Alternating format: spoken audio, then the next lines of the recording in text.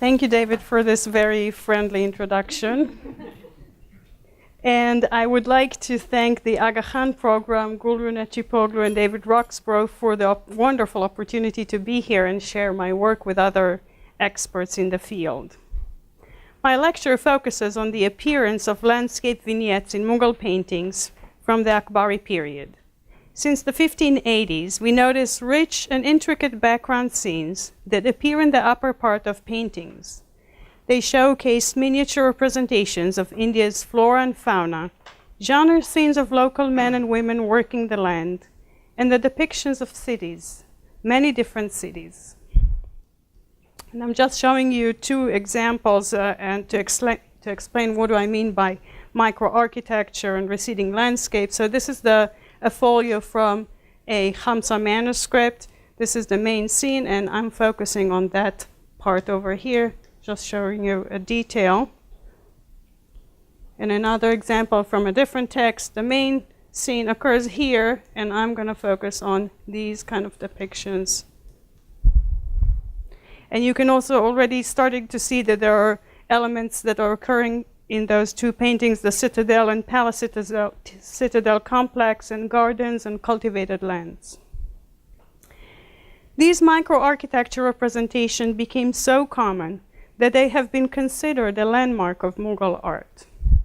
Adding to a sense of depth in the illustrations, cityscape vignettes appear as part of the receding perspective that Mughal artists began to employ in their compositions. These vignettes, their interpretation and role in Mughal painting, form the focal point of my discussion. I argue that such features reflect the socio-political atmosphere that was created primarily as a result of Emperor Akbar's policy of sulh-i-kul, peace with all.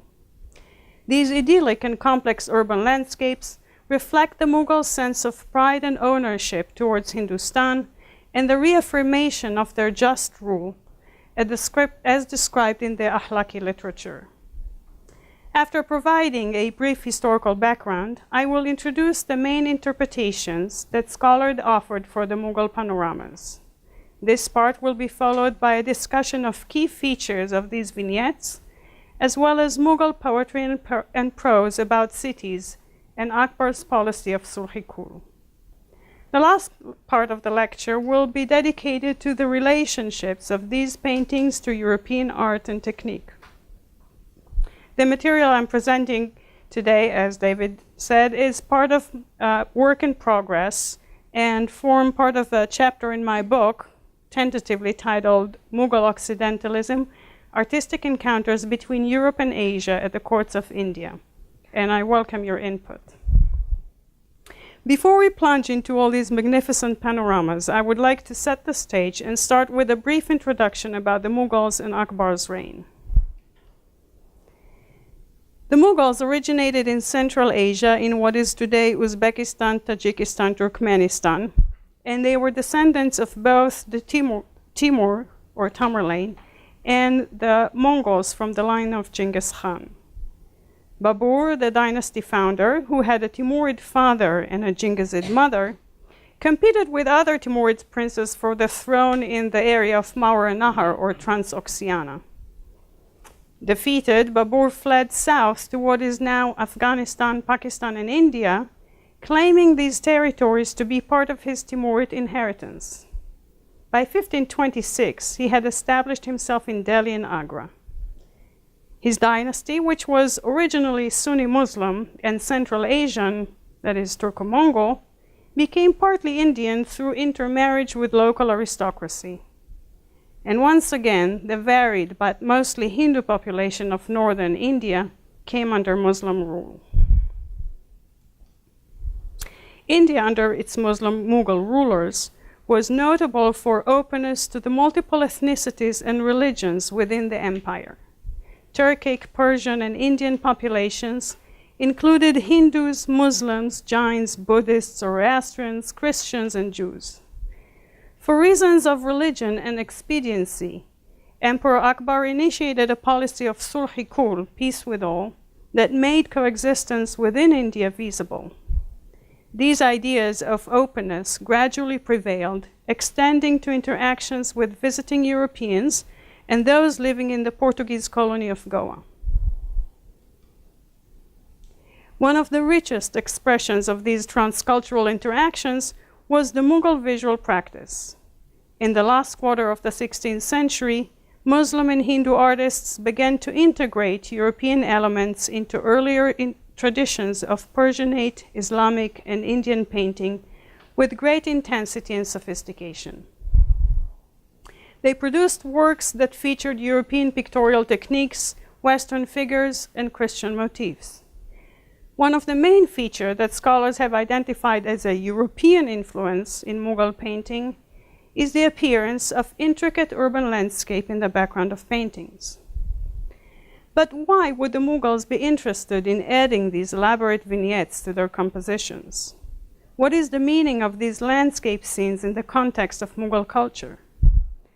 These changes in composition come at a particular time, in the late 1580s. What happened in that period that brought about to the proliferation of the Mughal panoramas? To establish the chronology of change, let's look at a few examples from the three main manuscripts that were produced earlier at the royal workshops and examine the difference in perception of landscape and receding architecture.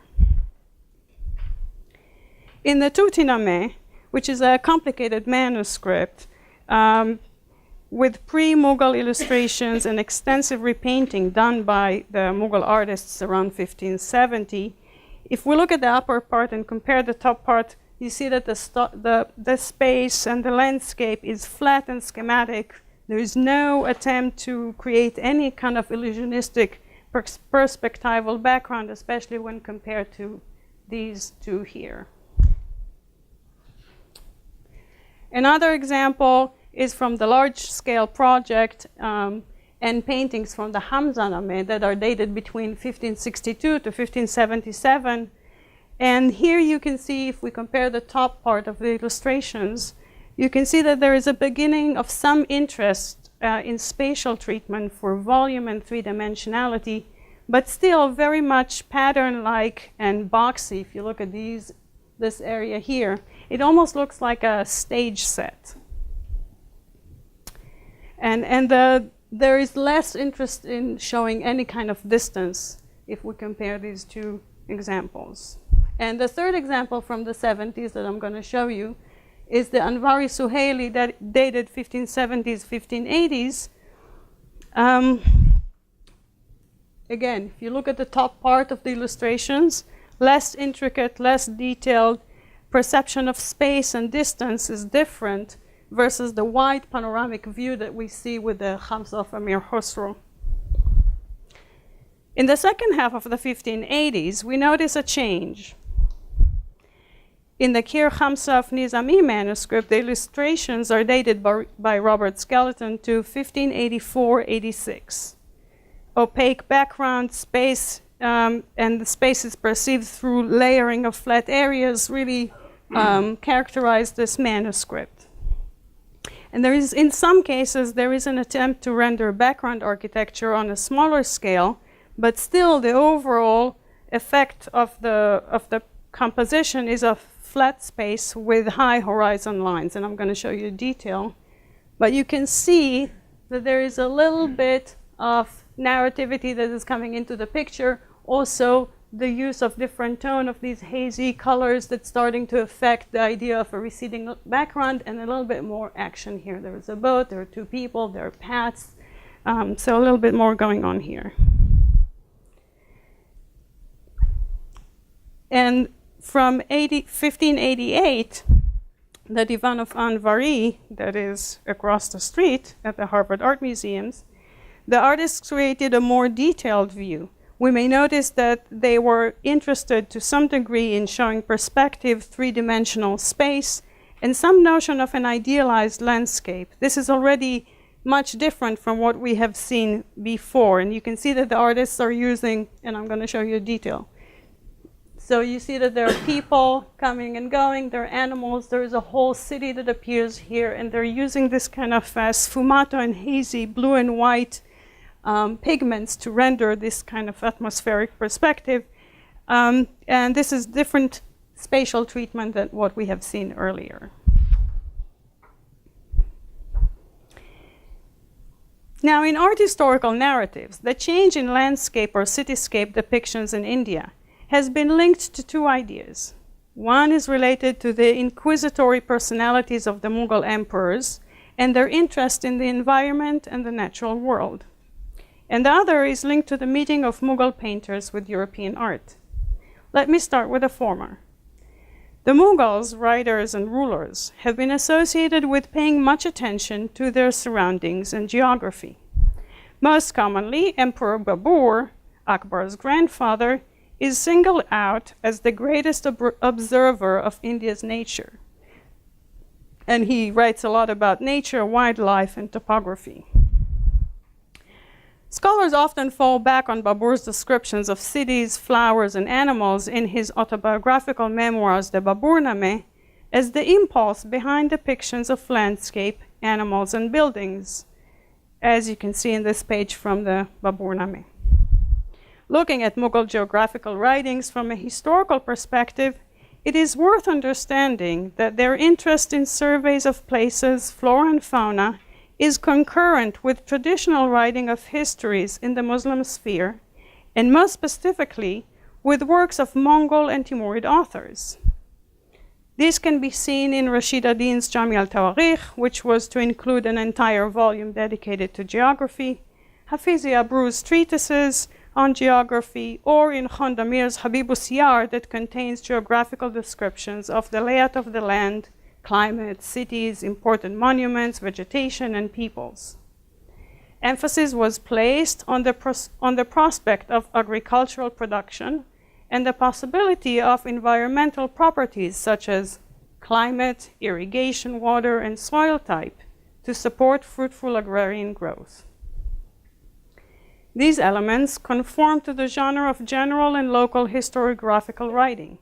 And you can also see that the image from the Baburnameh is not a scientific study of animals and birds and plants, but has another purpose.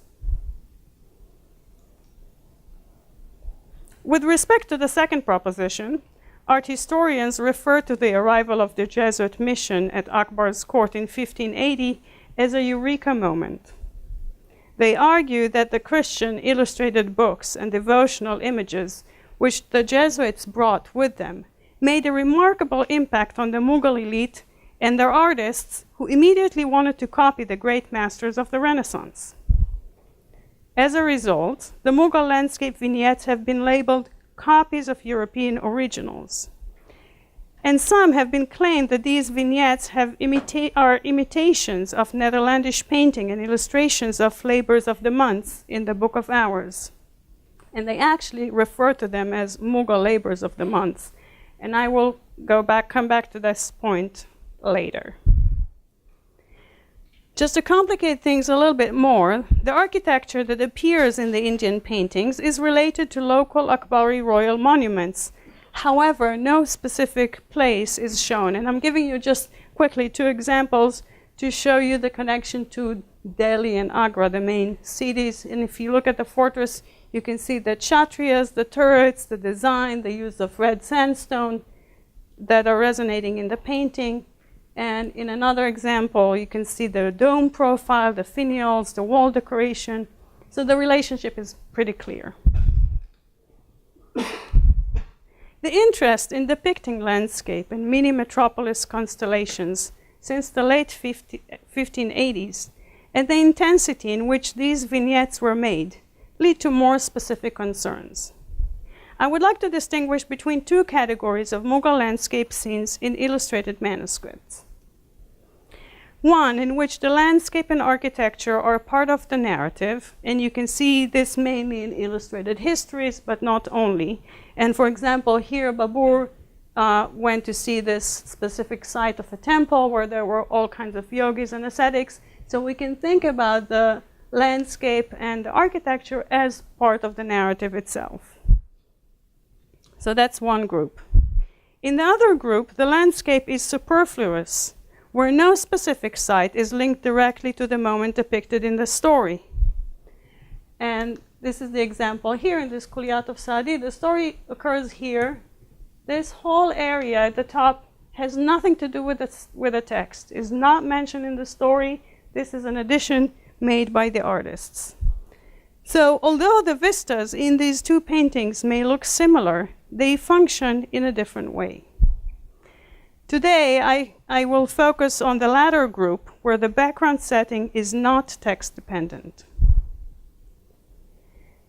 The microarchitecture representations became so common that they are noticeable in numerous illustrations produced at the Mughal workshops under Emperor Akbar. His ateliers were among the largest known at the time, employing more than 100 artists. They produced illustrated manuscripts of different kinds, as well as single-page paintings meant for albums. To give you an idea of the scope of the material, here is some statistics.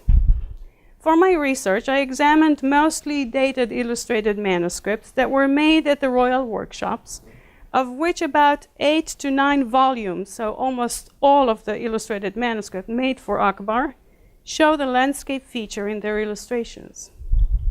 This total number is not including illustrated histories such as the Akbarname, the Baburname, Tarikh Alfi, etc., and not to mention single-page painting that were made for albums, all showing the same features, right? They belong to the first group. Within specific illustrated manuscripts, such as the Khamsa of Amir Khosrow Dehlavi, that was made for Emperor Akbar in 1597-98, 2/3 of the illustrations portray the mini-urban panoramas. So there are about 29 surviving full-page illustrations from this manuscript, and 19 of them have these Mughal vistas. So 19 out of 29, that's a large number. In the Khamsa of Nizami, 25 out of its 38 paintings have elaborate urban scenes in the receding background, again showing a high volume of this feature in illustrated manuscripts. Significant number, not to say all of the illustrated manuscripts from the late 1580s onward, that were produced at the Akbar's royal workshops evince these innovative features. And I'm just going to show you a few examples from different manuscripts and different texts so that you see the variety. So this is from the Ahlaki Nasiri, and that's the full-page illustration. And this is the beautiful landscape that we're talking about. Another example from the Divan of Shahi, again with its beautiful vistas. From the Iyari Danesh, that's the full page. Here's a detail. And from the Khamsa of Nizami. We can clearly discern between two main components here, the city citadel and the gardens and cultivated lands. Based on Mughal sources, a city in India would oftentimes include walls, gates, green areas, towers, and noticeable monuments such as mosques, shrines, and palaces. Many of the backdrop illustrations adhere to these typical urban characteristics and display some sort of a typology of an imagined Mughal environment and metropolitanism. The constructed typology may be a response to the period in discussion. These were years of great building intensity for Akbar. During the late 1580s and throughout the 1590s, the emperor was turning his attention to architecture, following the move of the capital from Fatehpur Sikri to Lahore in 1584, as demonstrated by Jim Westcott. Perhaps in part, these vignettes were created under the enthusiasm of Akbar's dedication to building and reflect his construction projects in the new capital. After all, many of the illustrated manuscripts in discussion today were produced in Lahore itself. It is also during that time that we find written works on cities praising them as centers of culture and production. And I would like to mention Sunil Sharma's work on the subject, which is very important to us. At Emperor Akbar's request, the historian Amin Ahmed Razi composed the Haft Iklim, the Seven Climes, completed in 1594, a biographical dictionary that celebrates the regions of the world and introduces each main city with its outstanding people, especially poets, and unique architectural structures. When the author describes Delhi, which is located in the third clime, he emphasizes its good weather, water, plains, pleasant gardens, and splendid monuments and edifices. He even goes on to call Delhi the Garden of Eden, with its numerous mosques, minarets, towers, and shrines.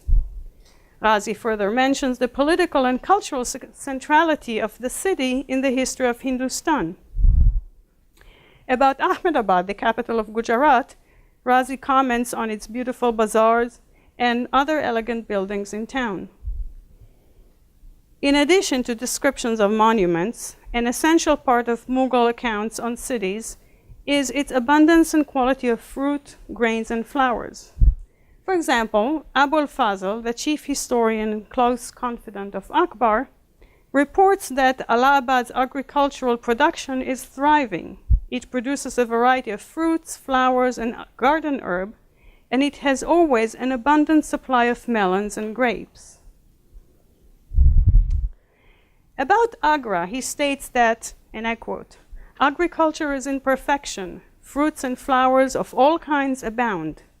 Sweet-scented oil and betel leaf of the first quality are here obtained, and its melons and grapes rival those of Persia and Transoxiana." That's a real compliment. So, and you can see also in the painting, just as an anecdote, that the woman is carrying a basket with large fruits on her head, perhaps melons, who knows.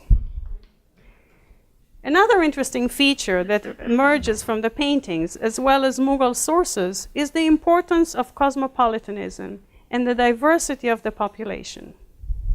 After remarking on the beautiful buildings, meadows, and gardens in Agra, Abul Fazl expresses the following sentiments about the city.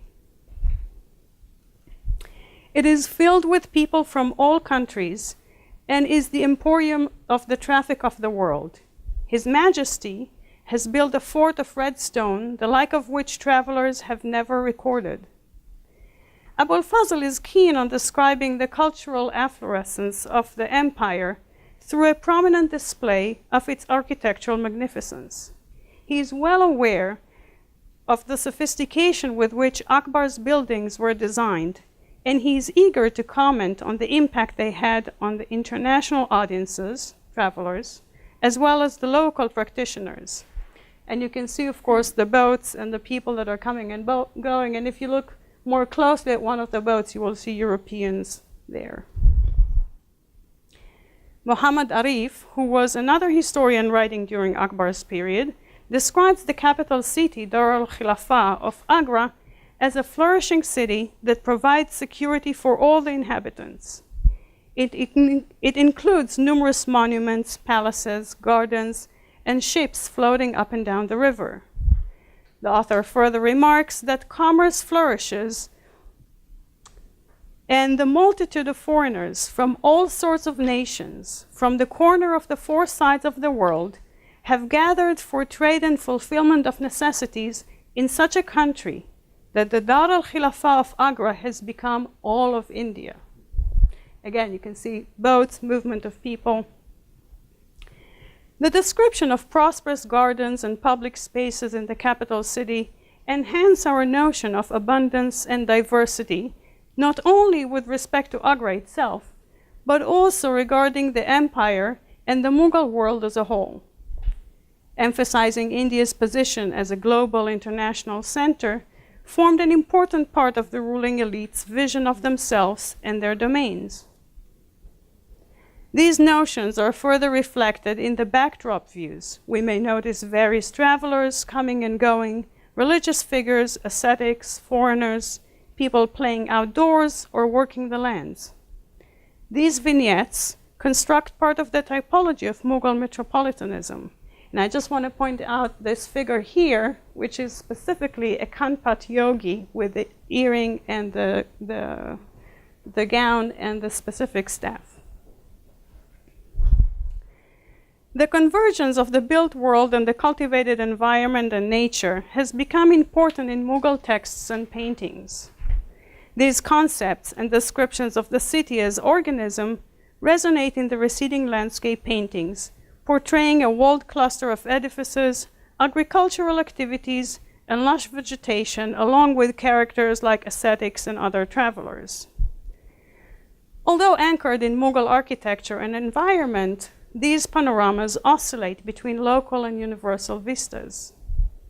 Vivid, diverse urban centers, safety of passage, and flourishing architecture conjure up an ideal image related to Akbar's ideology of sulh-i-kul that crystallized in the 1580s. These years correspond to the appearance of the mini topography depictions, which, in return, reflect the establishment of the emperor's socio-religious reforms of tolerance. This change in social order and governance is, to my mind, at the core of the Mughal elite visions of India, expressed both in writing and in painting at that time. Sulh-i-kul was a proposition of inclusion, where peoples of different faiths were free to practice their own religions. Some became part of Akbar's nobility, and several were allowed to partake in the political, administrative, and cultural life of the empire. Rooted in the idea of commanding balance and harmony among the multivalent religious and ethnic communities within the empire, Akbar developed a more equalized system of government, abolishing various taxes on non-Muslims and opening up his administration and army to Hindus and other non-Muslims. Going against the traditional ulama, the emperor created what Muzaffar Alam calls a non-sectarian and open-ended cultural politics that allowed him to balance the conflicting claims of different communities.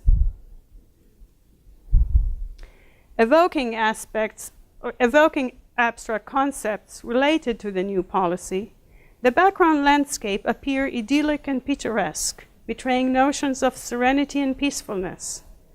Many of the buildings show a light chromatic system of white colors and only little of the red sandstone, a visual effect that enhances even more the sense of an idealized view.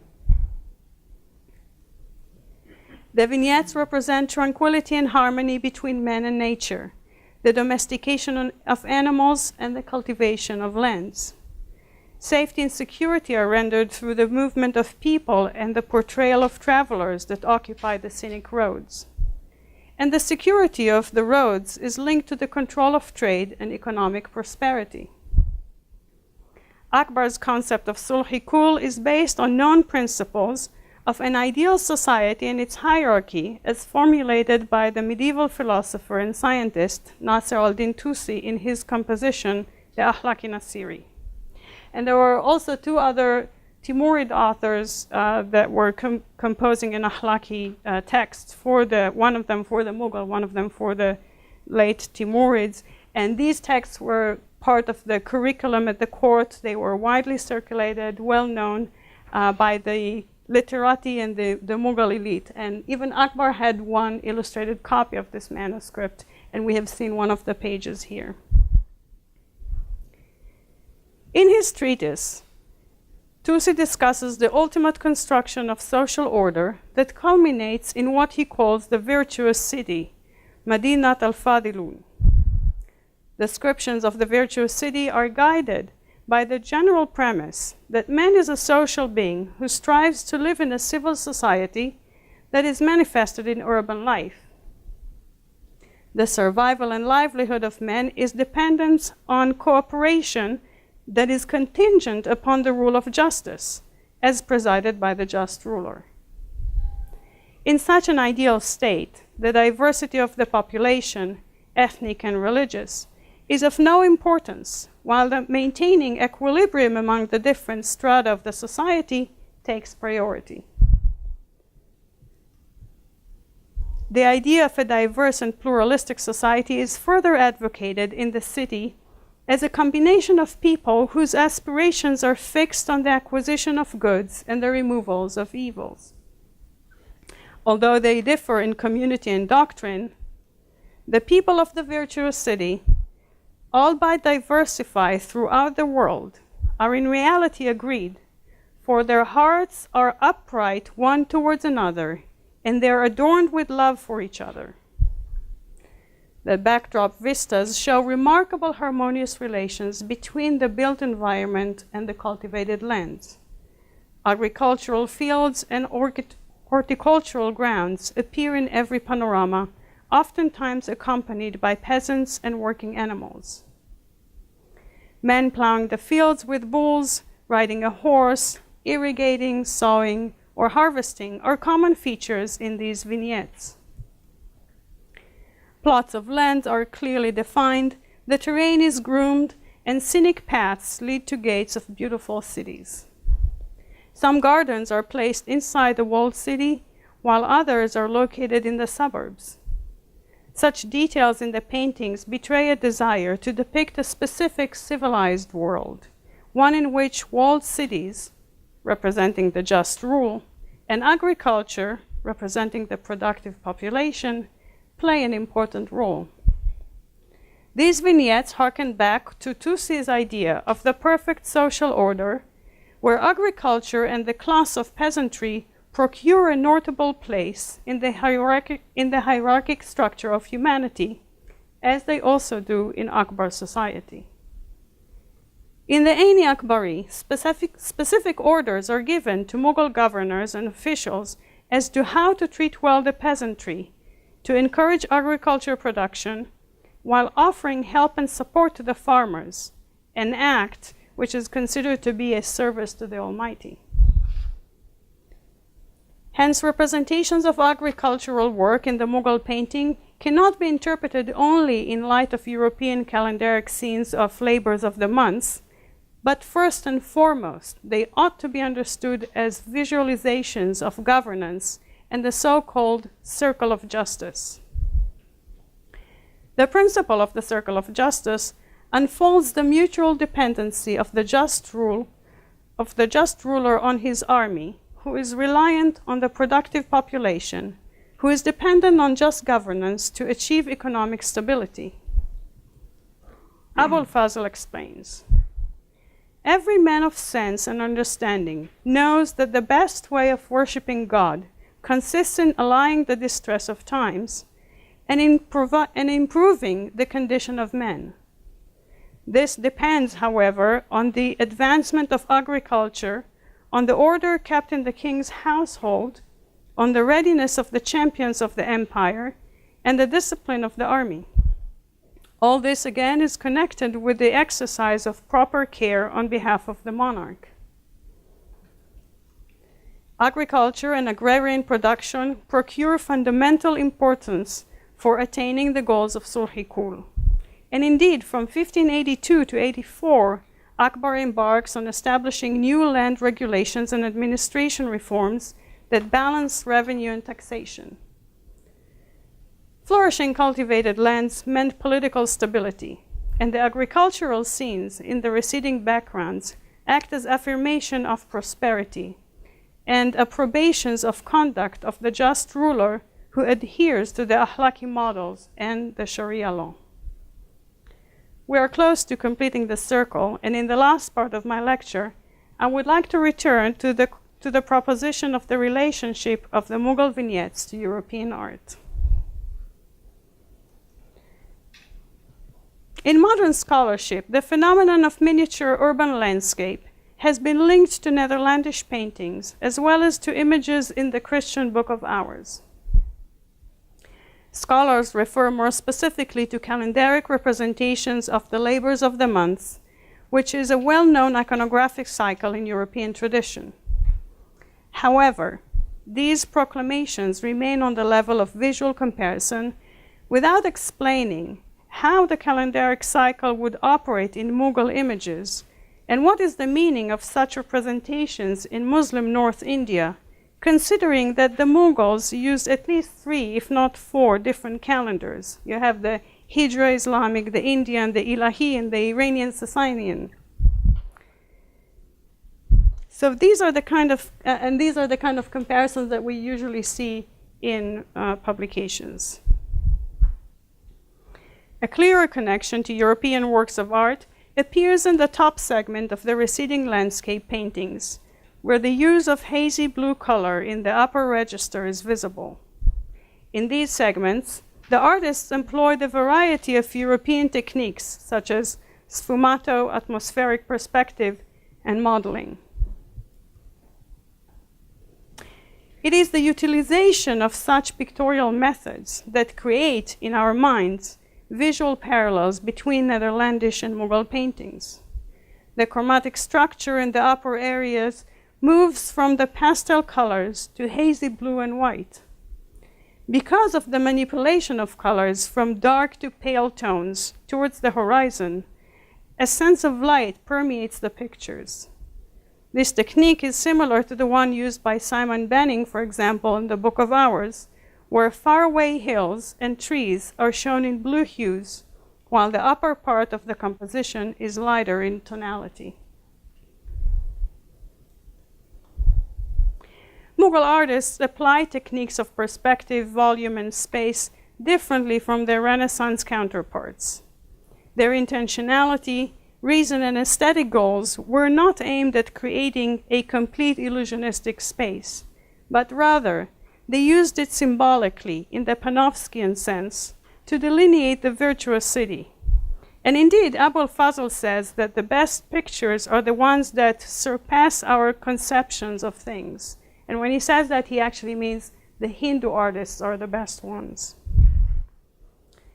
Creating a dynamic gaze of what Gulru Necipoglu calls the kinetic gaze, the artists employed atmospheric perspective together with multiple views to reveal the existence of buildings hidden behind hills and meadows. Thus, the entire city unfolds in front of our eyes, inviting the beholder to a close-up contemplative viewing. This practice, present in many of the Akbar period receding landscape scenes, reveals the seductiveness of these panoramas and the calculated selective use of perspective by the Mughal artists. Unlike Renaissance painters, the Mughals refused to adhere to a single spatial system, and realism did not constitute the major visual strategy for them during that time, as argued by Gregory Minisil.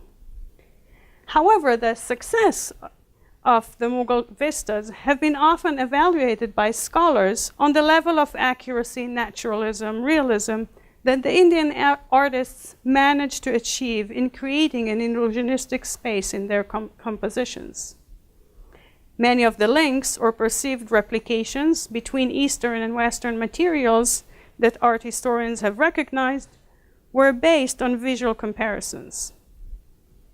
The European pictorial effects used by the Indian artists, such as sfumato, tonal blue gradation in the upper part, modeling, and atmospheric perspective, carry only superficial resemblance to Renaissance art.